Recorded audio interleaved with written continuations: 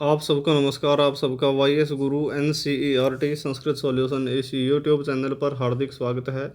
आज हम NCERT के द्वारा 6th क्लास के लिए निर्धारित संस्कृत की पाठ्य पुस्तक रुचिरा प्रथम भाग है। इस पाठ्य पुस्तक के 11वें पाठ पुष्पोत्सव है। इस पाठ का अभ्यास का कार्य कर रहे हैं। तो वीडियो शुरू करने से पहले हम आपको बता देना चाहते हैं, यदि आप हमारे इस चैनल पर पहली बार आए हैं, हमारे इस चैनल को सब्सक्राइब कर लें और संस्कृत के अध्ययन के लिए निरंतर हमारे साथ जुड़े रहें। इस वीडियो को अपने मित्रों के साथ ज़्यादा से ज़्यादा शेयर कर लें और कमेंट करें, लाइक करें। तो आइए देखते हैं। सबसे पहला जो हमारा प्रश्न है, इसमें दिया है वचनानुसार रिक्त स्थानानि पूर्यतः। वचनों के अनुसार रिक्त स्थानों को पूरा कीजिए। इसमें क्या है, एक शब्द दिया है मंदिर शब्द, और मंदिर शब्द में सप्तमी विभक्ति का प्रयोग किया गया है। कौन सी विभक्ति? सप्तमी विभक्ति।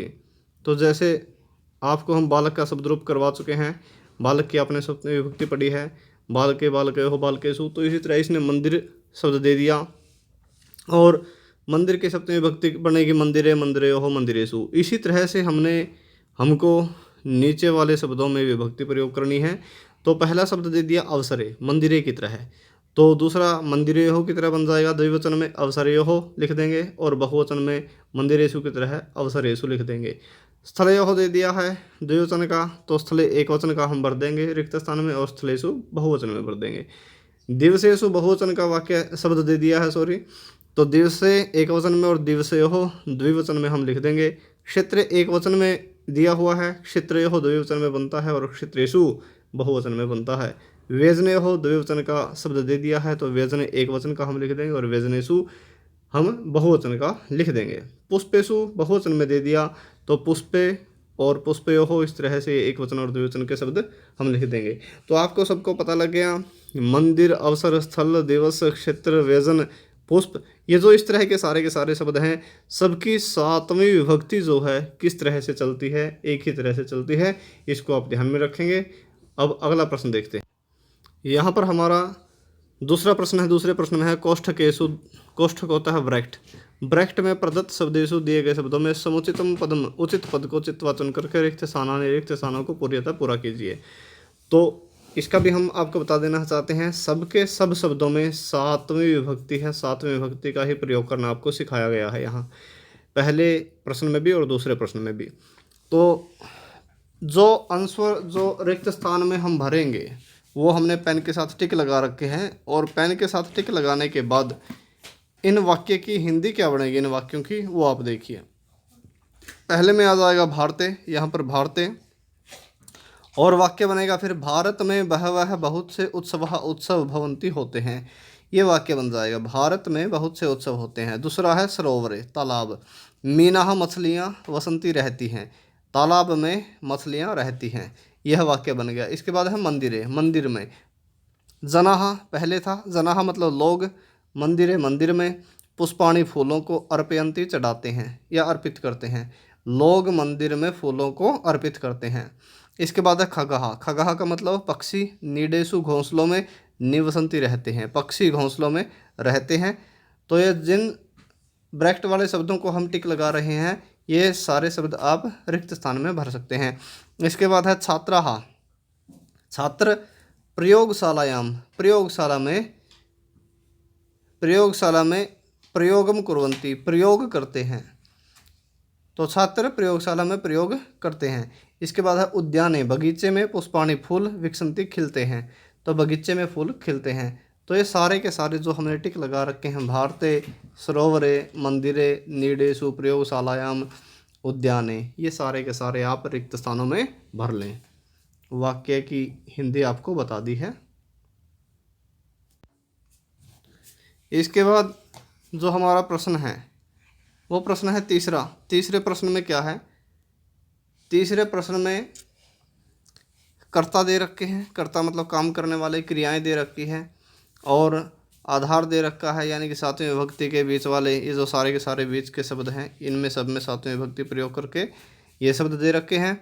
और ये लिख रखा है अधोलिखितानि, नीचे लिखे गए पदानी शब्दों को आधृत्य आधार बनाकर सार्थकानी, सार्थक यानी कि जिनका कोई अर्थ निकलता हो, वो वाक्यानि वाक्य रचयित बनाइए। तो पहले तो हम आप सबको इनकी हिंदी बता देते हैं। इन शब्दों की फिर हमने वाक्य बनाकर यहाँ पर लिख रखे हैं, वो आप देख भी रहे हैं स्क्रीन पर, और आप फिर अपनी कॉपी पर भी लिख सकते हैं, इनको समझ सकते हैं, याद कर सकते हैं।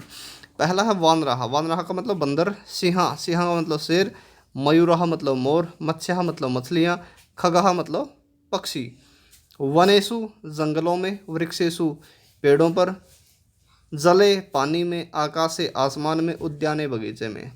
तरंती तैरते हैं या तैरती हैं। नृत्यंती नाचते हैं या नाचती हैं। उत्पतंती उड़ते हैं या उड़ती हैं। गर्जंती गरजते हैं गरजती हैं। कुर्दंती कूदते हैं कूदती हैं। यानी कि पुल्लिंग और स्त्रीलिंग में क्रिया में कोई भेद नहीं होता। चाहे पुल्लिंग के लिए इस्तेमाल करें हम क्रिया को, स्त्रीलिंग के लिए इस्तेमाल करें या नपुंसकलिंग के लिए, तो क्रियाएं सब में बराबर चलती हैं, सिर्फ शब्द रूप अलग अलग होते हैं पुल्लिंग, स्त्रीलिंग और नपुंसकलिंग में। तो यहाँ पर हमने 5 वाक्य बना दिए इन्हीं शब्दों में से लेकर। पहला वाक्य हमने बनाया वानराहा वृक्षेषु कुर्दंती, वही बंदर पेड़ों पर कूदते हैं। इसके बाद दूसरा है सिंहा शेर वनेषु जंगलों में गर्जंती गरजते हैं, शेर जंगलों में गरजते हैं। तीसरा हमने बनाया मयूराहा मोर उद्यान बगीचे में नृत्यंती नाचते हैं। चौथा मछलियाँ मत्स्याः मछलियाँ जले पानी में तरंती तैरती हैं। इसके बाद पांचवा हमने बनाया खगा पक्षी आकाश से आसमान में उत्पतंती उड़ते हैं। तो इस तरह से इन वाक्यों को आप देख लें और समझ आपने लिया है, इसके बाद आप लिख लें।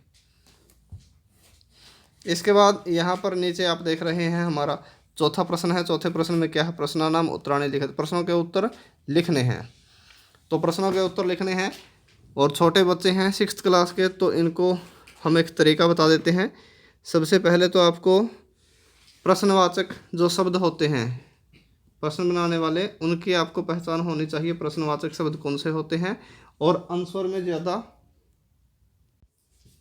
कुछ नहीं करना होता, इसमें आपको प्रश्नवाचक शब्द को हटा करके बाकी कुछ पंक्तियां या कुछ शब्द आपको जोड़ने होते हैं आंसर में, लेकिन हटाना वो शब्द होता है जो प्रश्नवाचक है, मेन बात।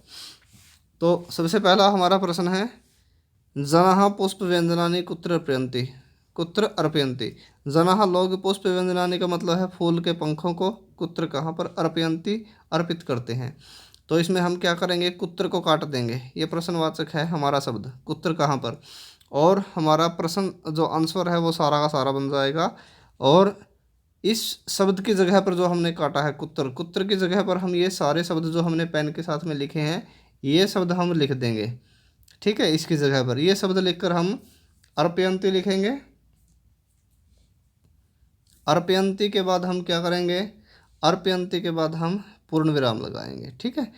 हाँ, तब जाके हमारा प्रश्न बनेगा, आंसर बनेगा। तो हमारा आंसर बन गया जनाः पुष्प व्यंजनानि भक्त्या काकी इत्यस्य समाधि स्थले अर्पयन्ति। लोग फूल के पंखों को बख्तियार काकी इसके समाधि स्थल पर अर्पयन्ति चढ़ाते हैं। इसके बाद है पुष्पोत्सव है। पुष्पोत्सवस्य फूल वालों की सैर का, यानी कि पुष्पोत्सव का आयोजन कदा भवति, कब होता है, कदा का मतलब कब। तो हमने वो समय लिखना है हमको, तो अक्टूबर माह से लिख देंगे इसकी जगह पर, कदा की जगह पर, और बाद में क्वेश्चन मार्क को हटाकर पूर्ण विराम लगा देंगे, हमारा आंसर बन गया। पुष्पोत्सवस्य आयोजनम अक्टूबर माह से भवति, वह फूल वालों की सैर का आयोजन अक्टूबर महीने में होता है, हमारा आंसर बन गया। इसके बाद तीसरा है अस्माकम भारत देश है कीदृश अस्ति, अस्माकम हमारा भारत देश है, भारत देश कीदृश कैसा, अस्ति है।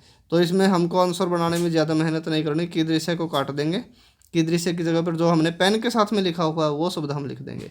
जितने भी हमने प्रश्नवाचक शब्द काटे हैं प्रश्नों में, उन शब्दों की जगह पर आपको वो शब्द लिखने हैं जो हमने पेन के साथ लिखे हुए हैं। तो यहाँ पर उत्सव प्रिय लिख देंगे कीदृश की जगह, यानी कि उत्सवों का प्रिय, अस्ति मतलब है, और बाद में पूर्ण विराम लगा देंगे। हमारा भारत देश उत्सव प्रिय है, तो यह हमारा क्या बन गया, आंसर बन गया। इसके बाद प्रश्न नंबर 4 आ गया। प्रश्न नंबर 4 का चौथा, पुष्पोत्सव है केन नामना प्रसिद्ध है। पुष्पोत्सव जो है केन नामना, किस नाम से प्रसिद्ध है। तो इसमें क्या करेंगे, 2 शब्द काटेंगे, एक शब्द काटेंगे केन, केन काट के हम लिख देंगे फूल वालों की सैर, ये पेन वाला शब्द हम यहाँ पर लिख देंगे केन की जगह पर। तो हमारा प्रश्न बन गया पुष्पोत्सव है फूल वालों की सैर इति नामना, इति और लिख सकते हैं बाद में, इति नामना प्रसिद्ध अस्ति, इस नाम से प्रसिद्ध है। पुष्पोत्सव है फूल वालों की शहर इति नामना प्रसिद्ध अस्ति। पुष्पोत्सव जो है वो फूल वालों की शहर इस नाम से प्रसिद्ध है। यह हमारा प्रश्न आंसर बन गया। इसके बाद है 5वां, महरौली क्षेत्रे कस्य मंदिरम। महरौली क्षेत्र में कस्य मंदिरम किसका मंदिर, कस्य समाधि स्थल च किसका समाधि स्थल च मतलब और किसका समाधि स्थल अस्ति है। महरौली क्षेत्र में किसका मंदिर और किसका समाधि स्थल है। तो यहाँ पर हम क्या करेंगे, कस्या की जगह लिखेंगे योग माया, कस्या की जगह क्या लिखेंगे योग माया, ठीक है, कोई देवी का नाम है संभवतः। और कस्य की जगह लिखेंगे बख्तियार काकी इत्यस्य, और लास्ट में हम पूर्ण विराम दंडा लगाएंगे। तो हमारा आंसर बन गया महरौली क्षेत्र में योग माया मंदिरम, योग माया का मंदिर, और बख्तियार काकी इत्यस्य इसका समाधि स्थल से अस्ति समाधि स्थल है। ठीक है, इस तरह से आप आंसर लिख लेंगे। इसके बाद है पांचवा प्रश्न है कोष्ठकों में दत्तेषु दिए हुए शब्देषु शब्दों में उचितम उचित विभक्ति में विभक्ति को प्रयोज्य प्रयोग करके वाक्य अन्य वाक्यों को पूरी तरह पूरा करना है। तो पहला इसने लिखा है सरोवरे, सरोवर में मीना संति, सरोवर में मछलियां हैं। तो सरोवर दिया था और सरोवर में इसने 7वीं विभक्ति लगाई है। तो यहाँ पर क्या है, इस पाठ में ज़्यादातर जो है आपको 7वीं विभक्ति का अभ्यास करवाया गया। कौन सी विभक्ति का, सप्तमी विभक्ति का। जैसे हमने पहले प्रश्न में भी किया था, दूसरे प्रश्न में भी रिक्त स्थानों में 7वीं विभक्ति भरी थी, और यहाँ 5वें में भी, 5वें प्रश्न में भी आपको जितना भी आप देख रहे हैं 4 भाग 3 भाग कै खाया गया, तीनों में 7वीं विभक्ति है। तो सरोवर है, सरोवर में मछलियाँ हैं।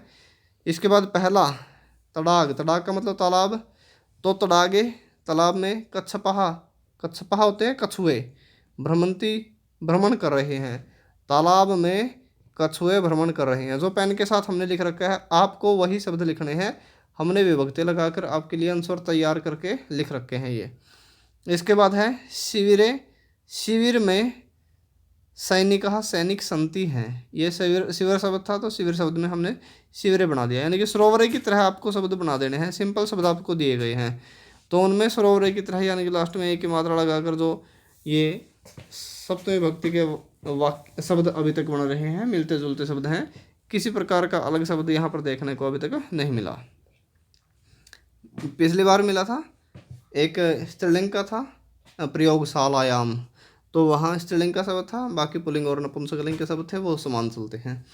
तो यहाँ पर आ गया तीसरा यानानी, यानी मतलब व्हीकल, यान वाहन, राजमार्ग किसको कहते हैं, सड़क पर चलते हैं भाई, वाहन जो होते हैं वो सड़क पर चलते हैं। ठीक है, इसके बाद आ गया धरायाम रत्नानि सन्ति, धरती में या धरती पर रत्नानि सन्ति, रत्न है। ठीक है, धरती पर रत्न है, धरा का मतलब धरती होता है। इसके बाद है बालह, बच्चे, क्रीड़ा क्षेत्र, खेल के मैदान में, क्रीडंती खेल रहे हैं। तो क्रीड़ा क्षेत्र में हमने 7वीं विभक्ति लगा दी। इन सारे शब्दों में 7वीं विभक्ति का प्रयोग किया गया है। और अब जो हमारा छठा प्रश्न आया है उसमें भी 7वीं विभक्ति है, यानी कि इस पूरे पाठ में आपको 7वीं विभक्ति का अभ्यास करवाया गया है। अब देखिए छठा प्रश्न क्या है, मंजूषा आता है, मंजूषा कहते हैं इसको, ये जो आप देख रहे हैं कॉलम बना हुआ। इस मंजूषा से पदानी शब्दों को चित्वा चुन करके रिक्त स्थानों को पूरा कीजिए। पहले तो इनकी हिंदी बता देते हैं। पुष्पेशु का मतलब होता है फूलों में या फूलों पर, गंगायाम का मतलब होता है गंगा में या गंगा पर, विद्यालय में होता है विद्यालय में या विद्यालय पर, वृक्षयोः का मतलब 2 पेड़ों पर या 2 पेड़ों में, उद्यानेशु का मतलब होता है सब बगीचों में या सब बगीचों पर।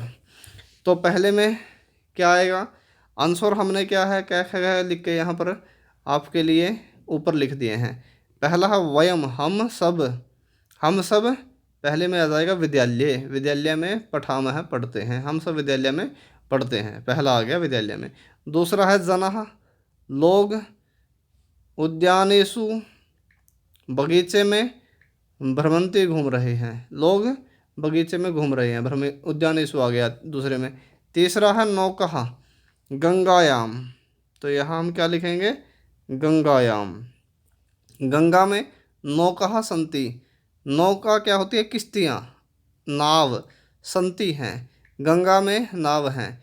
इसके बाद चौथे में आएगा पुष्पेशु, फूलों पर भ्रमरा भंवरे गुंजंती गूंज रहे हैं, फूलों पर भंवरे गूंज रहे हैं, फूलों पर भंवरे गूंज रहे हैं। इसके बाद आ गया वृक्ष, वृक्षयोः, ये आ गया लास्ट में वृक्षयोः। दो पेड़ों पर वृक्षयोः, दो पेड़ों पर फलानी, फल जो हैं वो पकवानी संति, पके हुए हैं। ठीक है, दो पेड़ों पर फल पके हुए हैं। तो यहाँ पर हमारा छठा प्रश्न पूरा हो गया। और छठे प्रश्न के साथ ही हमारा जो यह है पुष्पोत्सव है 11वां पाठ है, इस पाठ का अभ्यास का कार्य भी पूरा होता है। और दोबारा फिर मैं आपको याद दिला देता हूँ, यदि आप हमारे इस चैनल पर पहली बार आए हैं, हमारे इस चैनल को सब्सक्राइब कर लें। संस्कृत के अध्ययन के लिए निरंतर हमारे साथ जुड़े रहें। इस वीडियो को अपने मित्रों के साथ से ज़्यादा शेयर कर लें, लाइक करें, कमेंट करें। आज के लिए इतना ही। धन्यवाद। जय तो संस्कृतम, जय तो भारतम।